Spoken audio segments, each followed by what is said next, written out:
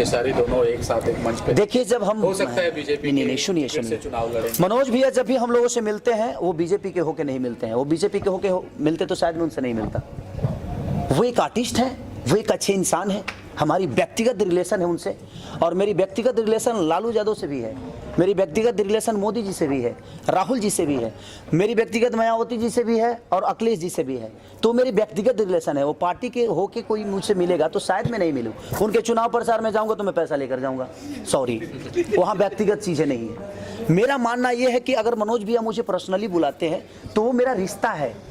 आज मेरे पापा मान के चले कि अगर वो कांग्रेस में चले गए, मेरे पापा ही कांग्रेस में चले गए, मैं बीजेपी में आ गया, तो इसका मतलब ये नहीं कि हम उनके विरोध करेंगे। वो मेरे पापा हैं, मैं उनका सम्मान करूंगा, वो मेरा अपना व्यक्तिगत रिलेशन। आर्टिस्ट किसी पार्टी से नहीं है। मैं किसी पार्टी का नहीं हूँ और मैं किसी एक इंसान का नहीं हूँ, मैं सबका हूँ और सब मेरे हैं।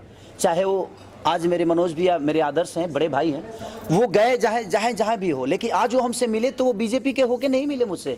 वो एक व्यक्तिगत रिलेशन है, वो मेरे बड़े भाई हैं, मैं उनका छोटा भाई हूँ, मैं उनका पैर छुआ, उन्होंने मुझे आशीर्वाद दिया।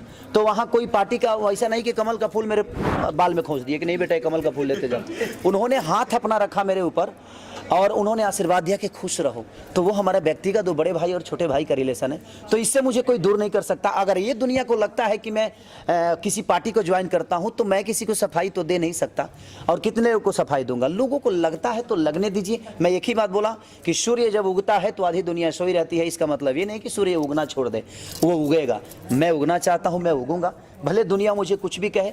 आपसे भी मेरा व्यक्तिगत रिलेशन है, इसका मतलब ये नहीं कि मैं कोई चुनाव प्रचार कर रहा हूँ या मैं किसी पार्टी का हूँ। मैं आज़ाद पंछी हूँ, मैं किसी भी डाल पर बैठ सकता हूँ, और मेरे लिए वो आम का पेड़ हो या बबूर का पेड़ हो, मेरे लिए वो सम्मानित है, मेरे लिए वो हमेशा पूजनीय हो। खेसारी जी किसी पार्टी से